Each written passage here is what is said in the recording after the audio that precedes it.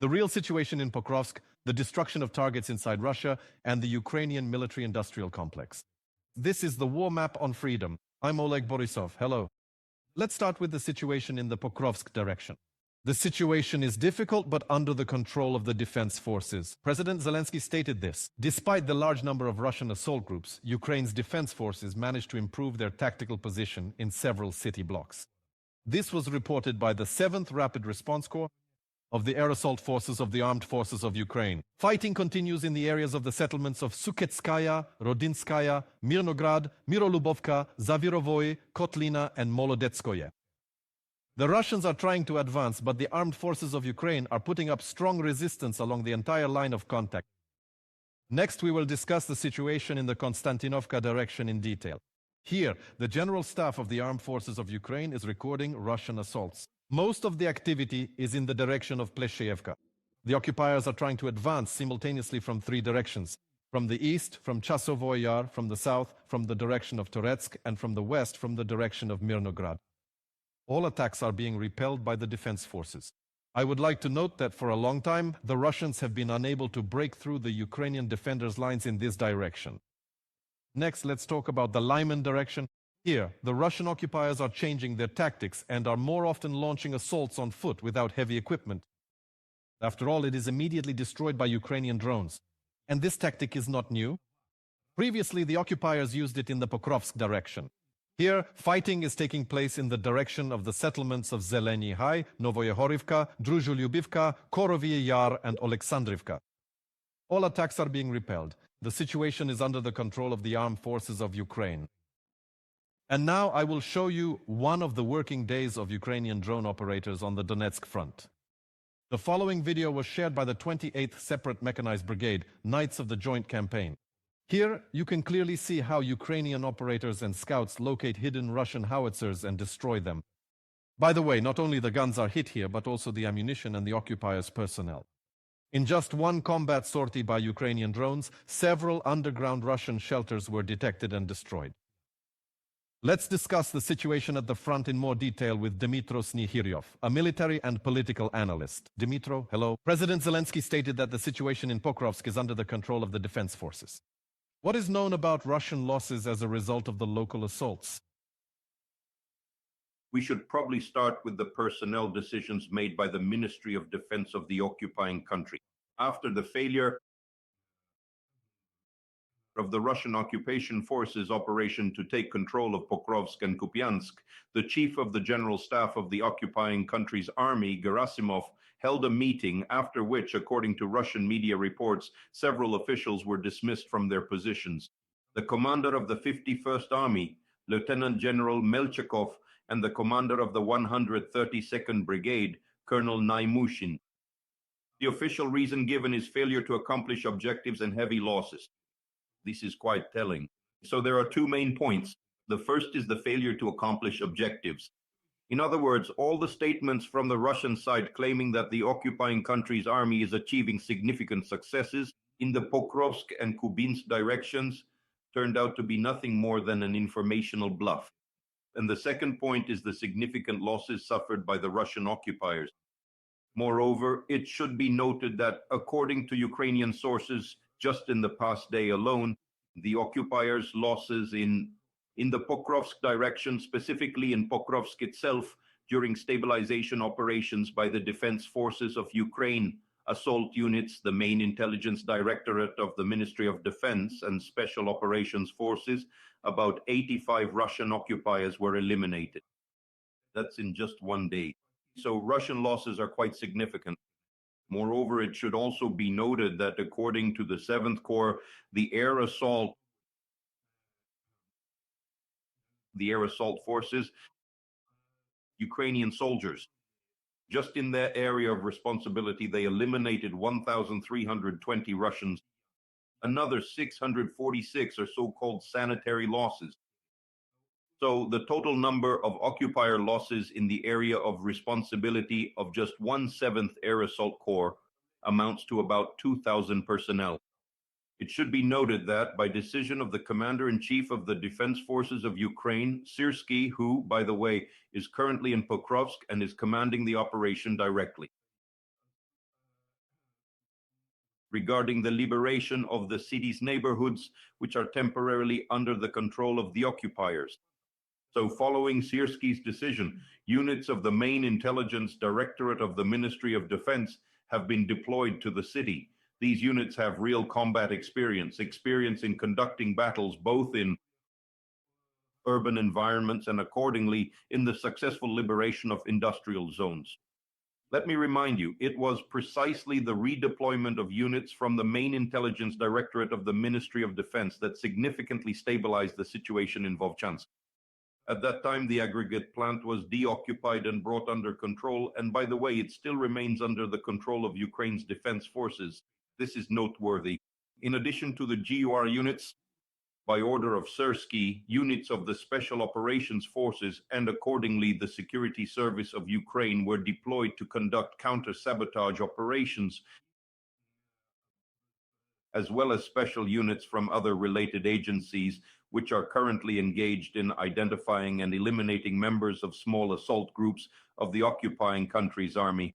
So we can say that in all, the Ukrainian military command responded to the Russian side's claims of significant success by the occupying army.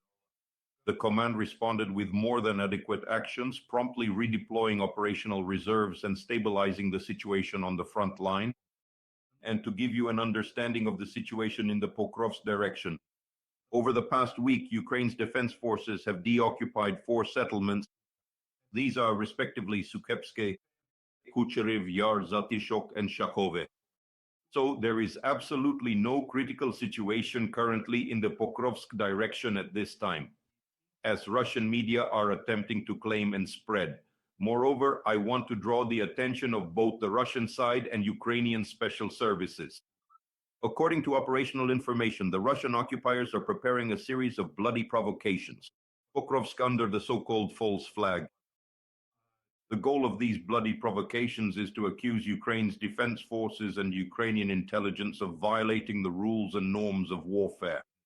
In particular, according to operational information, this refers to a staged, that is, documented execution of the civilian population that remains in Pokrovsk, allegedly at the time of counter-sabotage operations conducted by special units of the main intelligence directorate of the Ministry of Defense and Special Operations Forces. Moreover, this provocation is currently being carefully planned by the Russian side to coincide with the possible presence of media representatives. Let me remind you, at one time the Russian dictator stated that the Russian military command should provide security guarantees to journalists who would be covering events in the Pokrovsk direction. And the second bloody provocation is delivering fire strikes on the permanent or temporary locations of the journalists themselves, with the aim of once again accusing Ukraine's defense forces of allegedly disrupting informational activities at the very moment when events in the Pokrovsk direction are being covered. Therefore, all responsibility for these war crimes, and let me remind you, these are crimes that violate the Geneva Convention, which was ratified by the occupying country, will lie with the Russian military personnel. And any attempt at manipulation in the information space will indicate that the Russian special services, I want to emphasize this again, have planned and are currently planning the implementation of such kinds of provocations. Ukraine is preparing new long-range strikes against the Russian Federation. The president of Ukraine spoke about this earlier. What targets might be meant deep in the rear of the Russian Federation? We're talking not only about the deep rear of the Russian Federation, but also accordingly about the occupied regions of Ukraine. First and foremost, we're referring to legitimate military targets. That is, these are stationary targets. These are defense industry enterprises. These are oil refining facilities and accordingly thermal power plant substations. Let's illustrate that the statements of the Ukrainian president are consistent with the actions of Ukraine's defense forces. Just last night, Ukraine's defense forces carried out a number of strikes on substations and thermal power plants, both in the occupied territories of Ukraine and accordingly on the territory of the Russian Federation.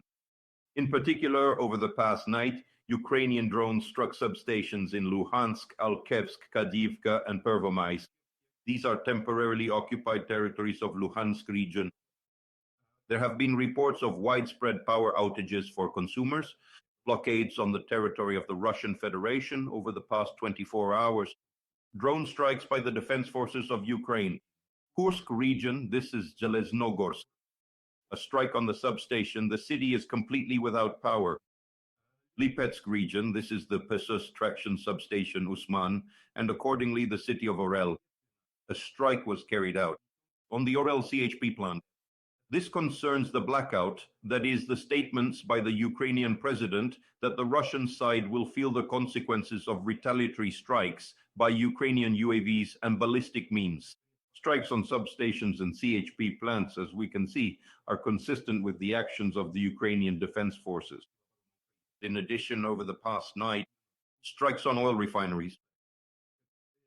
It should be noted, first and foremost, the strike on the oil processing facility and oil terminal in Tuapse. It should be noted that this oil terminal was commissioned in 2013 and is considered one of the most advanced and modern in terms of technical equipment at present. As a result of the strike, according to the Russian side's own assessment, Ukrainian UAVs hit respectively such targets as this is the central overpass, this is the main oil pumping hub. And accordingly, we are talking about a strike on an oil tanker, which at the moment of the strike was being loaded. It is noteworthy that this oil terminal is capable of pumping about 7 million tons of oil per year. In other words, this is a very serious blow. A blow to the Russian Federation's ability to deliver crude oil and petroleum products to end consumers at this moment. That is, the defense forces of Ukraine continue to successfully strike oil refining facilities on the territory of the Russian Federation. I would like to note that as of November, according to estimates by the Russian side itself, about 40% of oil refineries on Russian territory have already been put out of operation of the Russian Federation. And we are talking about strikes carried out exclusively on legitimate military targets on the territory of the occupying country and the temporarily occupied territories of Ukraine. Next, Dmitry, let's talk about the Ukrainian defense industry. Ukraine is launching controlled arms exports. We are talking about weapons in sufficient quantities that are stored in warehouses. Does this initiative take Ukraine to a new level in terms of geopolitical security? Of course. First and foremost, this shows that the Ukrainian defense industry, even in wartime conditions, is ready to claim its niche in the international arms market. First and foremost, we're talking about high technologies, that is, the adapted experience of manufacturing and practical use of Ukrainian drones. This refers to both maritime drones and accordingly this system, more commonly known as the drone wall. In other words, this is a Ukrainian know-how in the use of FPV drones, and it's quite remarkable. These are strike drones with a target range of over 2,000 kilometers. In this segment, the Ukrainian side holds a leading position in the world, something even the occupiers are forced to acknowledge. And there is interest from the United States in acquiring Ukrainian UAVs. I should also note that during the Ukrainian president's visit to the United States, the issue of supplying Ukrainian UAVs was raised, and there is the possibility of signing a multi-billion-dollar contract for the re-equipment of both NATO armies and accordingly the United States Army.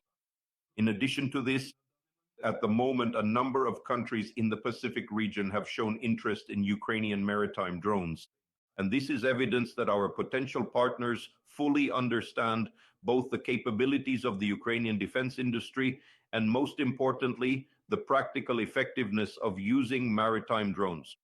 Let me remind you, as a result of the use of maritime drones, the Ukrainian side managed to destroy about 33% of the warships of the Russian Federation's Black Sea Fleet.